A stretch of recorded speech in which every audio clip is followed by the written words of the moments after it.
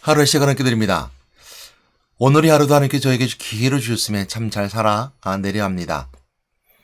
오늘의 말씀은 싸움에 대해서 함께 말씀 나눠보도록 하겠습니다. 싸움의 시작, 아이부터 어른까지, 또한 민족과 민족이, 국가와 국가가 싸우는 거에 대해서 함께 나눠보도록 할 텐데요. 싸움의 모든 시작은 욕망입니다. 그러니까 욕심이죠. 욕심 때문에 싸움이 일어납니다. 아이도 그렇고요, 어른도 그렇고요, 민족도 그렇고요, 국가도 그렇습니다.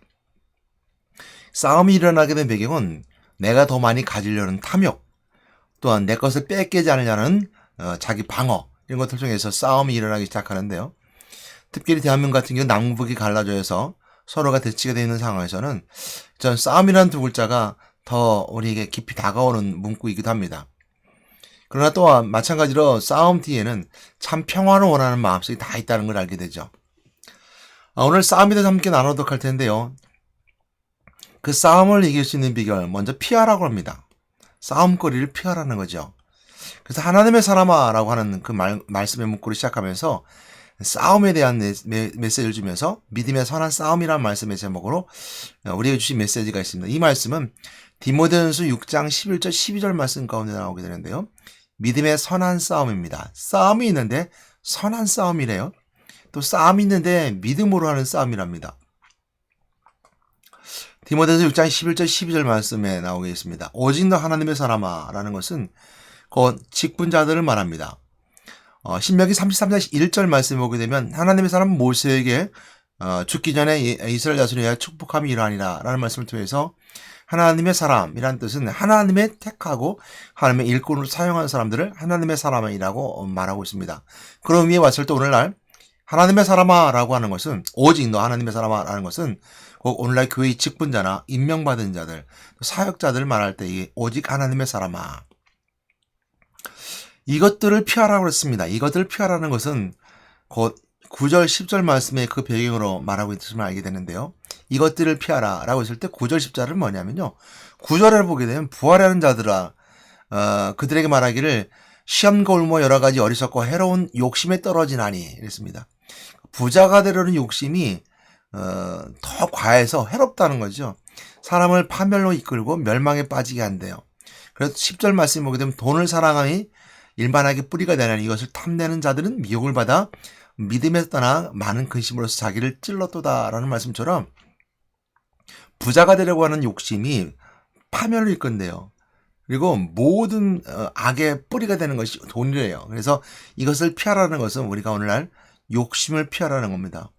욕심을 피하고 오직 의와 경건과 이렇게 표현하고 있죠. 그래서 이것들을 피하라라는 말씀 속에 있는 것처럼 욕심을 피하라. 돈을 사랑하는 이만하게 뿌리가 되는 것처럼 악에서 피하라. 악을 피하라. 그를 피하고 피한다는 의미가 아시죠? 내가 어쩔 수 없이 받아들일 수 없는 것들을 인생을 살면서 이 욕심 없이 살아갈 수는 없습니다. 다 어쩔 수 없이 받아들일 수 없는데 피하라는 거죠. 되도록 피하라는 겁니다. 다 당면한 과제이고 우리가 닥쳐온 일들이니까 피하라는 말씀을 우리에게 주고 있어요. 그리고 말씀하기를 의와 경건과 믿음과 사랑과 인내와 온유를 따르며 우리가 두 번째 따를 거에서 설명해 주겠습니다. 따를 거. 즉 믿음과 사랑, 의와 경건 이렇게 짝을 이루는 것을 보게 됨을 통해서 인내와 온유 서로 연결되어 있음을 알게 됩니다. 의와 경건, 의로움과 경건은 한 짝을 이루고 있고요. 믿음과 사랑이 함께 가고 있으며 인내와 온유를 따르는 것을 함께 가고 있습니다. 잘 따르는 것을 말하고 있습니다. 나중에 더 이제 그 짝을 이루는 메시지를 한번 나눠보도록 하겠고요. 우리가 따라야 될 것들이 있습니다. 따라야 될 것들. 그래서 신앙 안에 따르는 것들을 말합니다.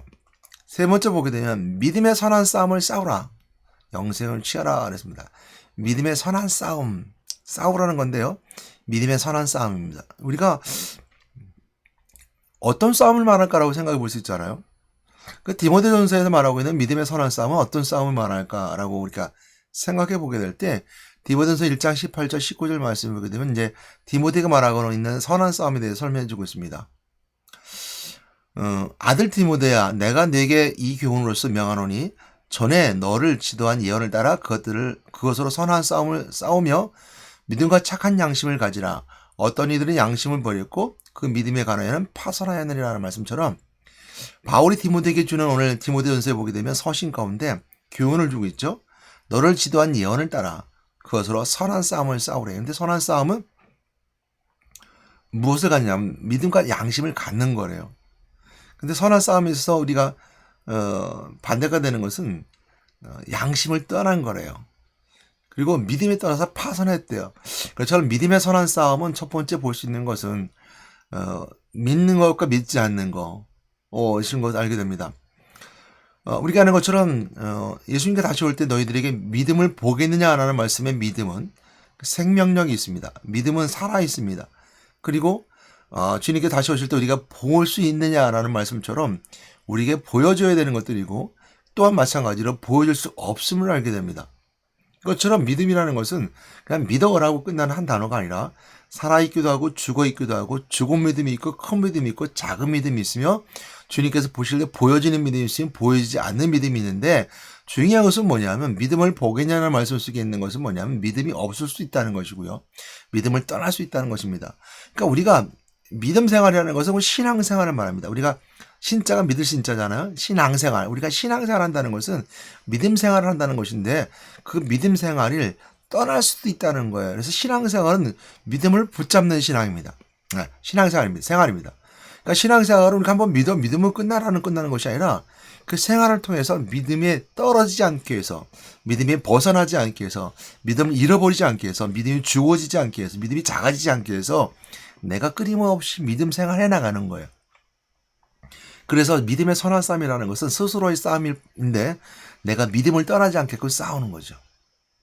선한 싸움인 그것이죠. 그러니까 우리가 싸움 그러니까 욕심과의 싸움 첫 번째 있을 수 있는 거고요. 두 번째는 것처럼 선한 싸움이라는 것은 곧 내 스스로의 싸움이고 내 안에서 어찌 보면 그죠? 내가 떨어지지 않기 위해서 하는 싸움, 스스로와 하는 싸움일 겁니다. 그리고 믿음의 선한 싸움이라고 말씀하시면서 또 뒤에 뭐라고 말씀하냐면 영생을 취하라고 그랬습니다. 지금 믿음의 선한 싸움이 첫 번째 내 스스로의 싸움일 뿐만 아니라 두 번째 보는 것처럼 영생을 취하는 문제구나. 영원한 생명을 취하는 문제구나. 구원의 문제임을 알게 됩니다. 구원의 문제임을 알게 되고요. 또 하나 더 믿음의 선한 싸움이라는 것을 하나 더 볼 수 있는 것은 뭐냐면 믿음의 선한 싸움은 두 번째, 선한 싸움에서 두 번째, 첫 번째는 스스로의 싸움이고 두 번째는 뭐냐면 경쟁의 선한 싸움입니다. 더 하나님께 가고자 하는 은혜 속에 있는 싸움. 그래서 이 말씀이 있습니다. 천국은 침노한 자의 것이니라 라는 말씀 속에 있을 때 천국에 침노한다는 것에 있을 때 그 침노한다는 것은 뭐냐면 열심을 낸다. 내가 욕심을 낸다. 내가 정말 갈급하다는 속에 더 많이 포커스가 맞춰져 있습니다. 침노한다라는 것은 침노는 그 언어상으로 그렇습니다. 침노라는 것은 그 상대방의 의도와 상관없이 내가 그 벽을 허물고 그 모든 것을 깨고 들어가는 것들을 말합니다. 침노한다는 것은 하나님의 의도나 하나님의 생각, 하나님의 권위를 또 하나님의 범위를 침노한다는 것이 아니라 그 정도로 우리가 막무가내로 내가 요청하고 간청하면서 얻으라는 겁니다. 우리 불의한 재판장을 통해 알리는 것을 말씀하는 것처럼 가부가 와서 말마다 간청했을 때 불의한 재판장이 그렇게 얘기하죠. 이 여인의 간청함을 통해서 내가 이 여인의 소원을 들어주겠다. 그러죠. 그러니까 내가 귀찮아서라도 맨날 찾아오니까 힘들어서도 내 해주겠다라고 말해주고 있습니다. 이것처럼 간절한 자, 갈급한 자들에게는 얻을 수 있는 것이 영생이고 그 선한 싸움 속에 있게 되는 것이 바랍니다. 침노하는 자의 모습, 더욱더 하나님께 가고자 하는 자의 모습, 영생의 삶 속에서 은혜 가운데 있는 그 영생을 가지고자 하는 자의 모습. 그리고 두 번째는 믿음의 선한 싸움, 믿음의 경쟁자들입니다. 천국에서 상급받을 수 있는 상급의 경쟁자, 그러니까 봉사의 경쟁자, 기도의 경쟁자. 저 사람보다 내가 더 많이 해야지, 내가 더 많이 봉사해야지, 하나님께 기쁨과 더 하나님께 드려야지. 믿음의 선한 경쟁이죠. 이런 모습 어디서 많이 볼 수 있어요? 우리가 아이들 같은 경우는 대학 수학 능력 시험을 보게 될 때 선한 경쟁을 하게 되죠. 그걸 다 가르쳐 줍니다. 인생에 있어서 1, 2, 3, 4 줄 세워놓고 1등, 2등, 3등, 4등 나누는 것만큼 비참한 게 없죠. 그러나 선한 경쟁을 하는 거죠. 서로가 서로에게 격려해주면서 어떤 목표를 위해서 어떤 1, 2, 3, 4 줄을 서는 것이 아니라 더 높은 지식을 얻기 위해서, 더 높은 일을 해나가기 위해서 선한 경제, 서로 도와가면서 그 길을 해나가는 거죠. 이거 우리가 목표를 두고 목표를 두고 함께 이뤄가는 선한 경제의 모습입니다. 목표를 위해서 1, 2, 3등, 4등, 5등, 6등 나눠서 꼴등 이렇게 나누는 등수가 아니라 요즘 그래서 학교에 보게 되면요. 1, 2, 3, 4 숫자로 해서 등수 매기지 않습니다. 근데 학부모들은 되게 그렇게 해 주길 원하죠. 예, 내 아들이, 내 딸이 1등 되길 원하는 마음은 다 있으니까요. 그러나 학교는 그렇게 가르치지 않습니다. 학교에서는 요즘은 1, 2, 3, 4 등수를 나누지 않고 이처럼 어느 정도 이제 이 정도 어떤 도달이 됐느냐. 예를 들어서 이 아이가 글 쓰는 수준이 어느 정도 도달이 됐느냐. 이렇게 표현하죠. 아니면 이 아이가 대학 가서 얼만큼 공부할 수 있는 수준이 됐느냐. 이렇게 표현을 하지 1, 2, 3, 4등 누르지 않습니다. 그것이 이제 올바른 교육인 것 같아요. 이것처럼 선한 싸움, 선한 경쟁이라는 것은 그런 의미가 있고요. 그래서 선한 경쟁 속에는 서로가 뭐가 있어요? 발전이 있을 수 있는 겁니다. 성장해 갈 수 있는 거죠. 선한 싸움이 있습니다. 그 대표적인 말씀이 고린도서 9장 23절 27절 말씀이 이렇게 나오게 되죠. 내가 복음을 위해 모든 것을 행함은 복음에 참여하고자 함이라. 운동장에서 다름질한 자들이 다 달랬지라도 오직 상을 받은 사람 한 사람인 줄 너희가 알지 못하냐? 너희 상을 받되 이와 같이 다름질하라. 이 길을 다투는 자마다 모든 일에 절제하나니 그들은 썩은 승자의 관을 얻고자 하되 우리는 썩지 않을 것을 얻고자 하노니 그러므로 다름질을 한방 없는 자 같이 아니하고 싸우기를 호곤 치는 것 같이 아니하며 내가 내 몸을 쳐 복종하게 함은 내가 나에게 전파한 후에 자신이 도리어 버림을 당할까 두려움이로다 라는 것처럼 운동장에 싸움을 싸우고 있는데 첫 번째는 것처럼 상 받는 사람 한 사람이라는 거예요. 이건 첫 번째 아까 말씀드린 것처럼 선한 싸움에 믿음을 가진 자, 믿음에서 떠나는 사람, 파선한 자의 모습을 볼 수 있고요. 아니 믿음에 성장한 사람을 볼 수 있고 두 번째 뭐냐면요. 목표가 같다는 거예요. 똑같이 고린도에 들어가는 똑같은 두 번째 그 메시지가 바로 이제 고린도서 9장에 잘 나와 있습니다. 자, 이런 의미에서 봤을 때 보게 되면 선한 싸움을 싸라 영생을 취하라 이렇게 말하면서요. 이를 위하여 내가 부르심을 받았고 많은 증인 앞에서 선한 증언을 하였도다라고 말씀하고 있습니다. 그러니까 선한 싸움을 싸고 영생을 취하고 많은 증인에서 증언했다는 것은 승리자의 첫 번째 증언자의 삶이죠. 증언자의 삶인데 오늘 이제 12절 말씀 뒤에 보게 되면 13절 말씀에 오늘 이제 말씀에 기록되어 있지 않지만 이렇게 말씀해 주고 있어요. 여러분 한번 나중에 찾아보세요. 디모데서 6장 13절 말씀입니다. 만물을 살게 하신 하나님 앞과 본디오 빌라도를 향하여 선한 증언을 하신 그리스도 예수 앞에 내가 너를 명하노니 우리 주 예수 그리스도께서 나타나실 때까지 흠도 없고 책망받을 것이 없이 이 명령을 지키라. 그러니까 13절 말씀 보게 되면 예수님께서 하셨던 선한 증언이 빌라도 앞에서 했다고 했습니다. 이것은 어떤 의미가 있냐면 오늘 12절 말씀에 증인 앞에서 한 선한 증언을 하였도다 라는 말씀과 연결되어 있고 내가 부르심을 받았고 그러니까 선한 싸움을 싸운 사람이 부르심을 받은 사람이고 오직 하나님의 사람인데 이 사람이 선한 증인들 앞에서 선한 증언을 했다라고 말하면서 13절 말씀에 예수 그리스도가 빌라도 앞에서 했던 선한 증언을 말합니다. 그게 무슨 얘기냐면 요한복음에 나오는 말씀이죠. 요한복음 말씀 보게 되면 요한복음 11장 38절인가요? 보게 되면 빌라도 앞에서 예수님이 쓰셔서 빌라도가 물어요. 내가 유대인의 왕이냐? 이렇게 말하고 있죠. 그때 예수님께서 말씀하신 내가 유대인의 왕임을 구구절절하게 증언합니다. 근데 빌라도가 물어요. 내가 유대인의 왕이냐? 그럼 내 백성은 어디 있냐? 이렇게 물었죠. 그러니까 예수님께서 말씀하신 내 백성은 내 나라는 여기에 있지 않고 하늘나라에 있다라고 말하죠. 그러니까 빌라도가 물었던 것은 내가 유대인의 왕이냐면 이 땅 네 나라가 있으면 그 땅이 어디 있고 그 나라의 모습이 이 나라에 어디 있느냐라고 이제 정치적 요소로 물어보는 거죠. 예수님께서 그렇게 대답하지 않아요. 내 나라는 이곳에 있지 않다.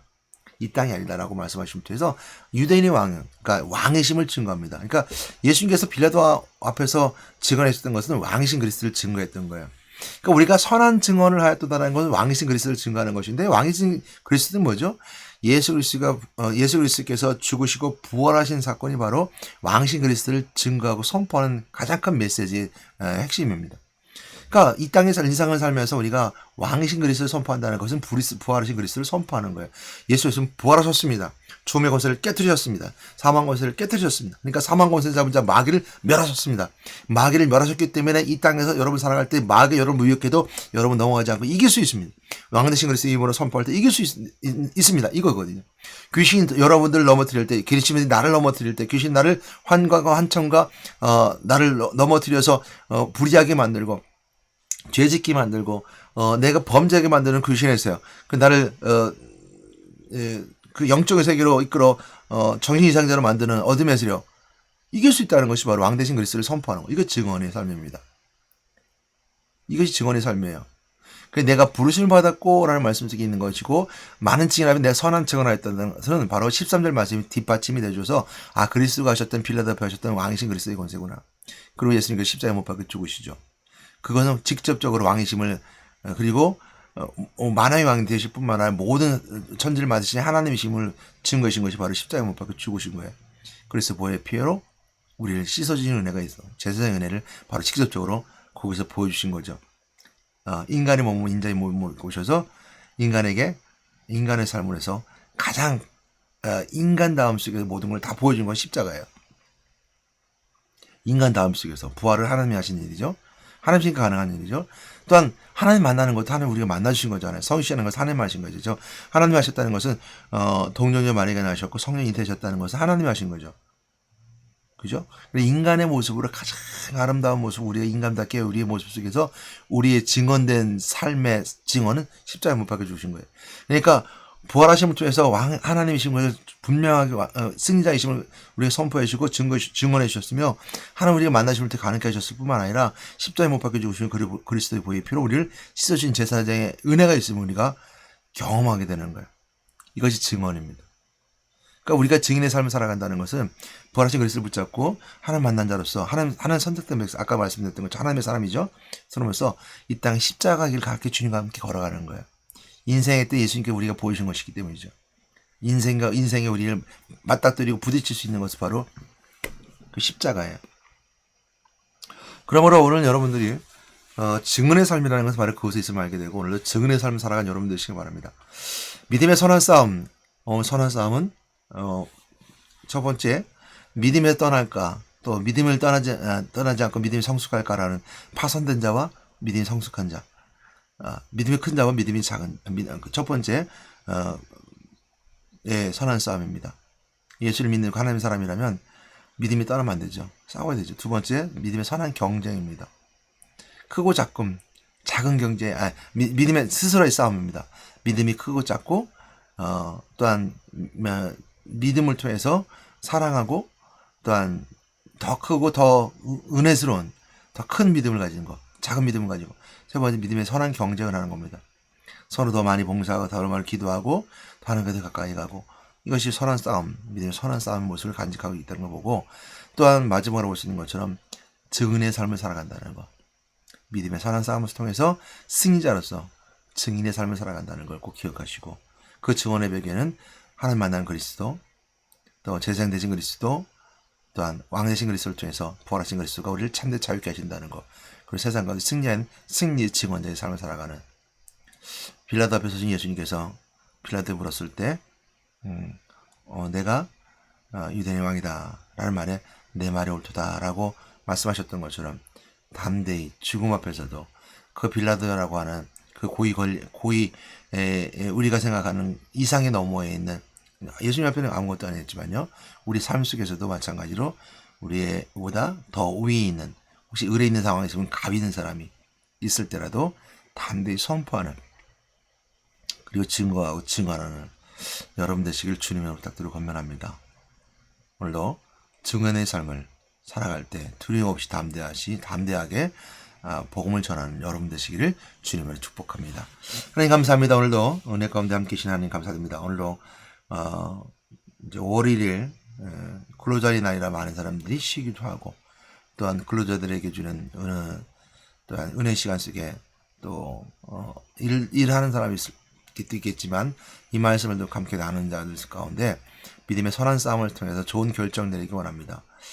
쉰다고 해서 돈을 사랑하는 것처럼 욕심을 따라가지 않기도 하시고 돈을 사람 일만 하게 뿌리가 되는 것처럼 세상의 탐욕과 권력을 따라가지 아니하고 이 시간에도 하나님께 더 가까이 올 수 있는 시간, 하나님께 더 가까이 또 가치를 두고 할 수 있는 일들을 해나감을 통해서 5월 1일 쉬는 날이 아니라 하나님께 더 은혜되는 시간, 하나님 함께 감을 통해서 안식을 얻을 수 있는 시간들로 계획한 여러분 되시기를 또 그렇게 되기를 하나님이 인도하시고 계획하신 일이 되어지기를 우리 주 예수 이름으로 기도드렸습니다. 아멘.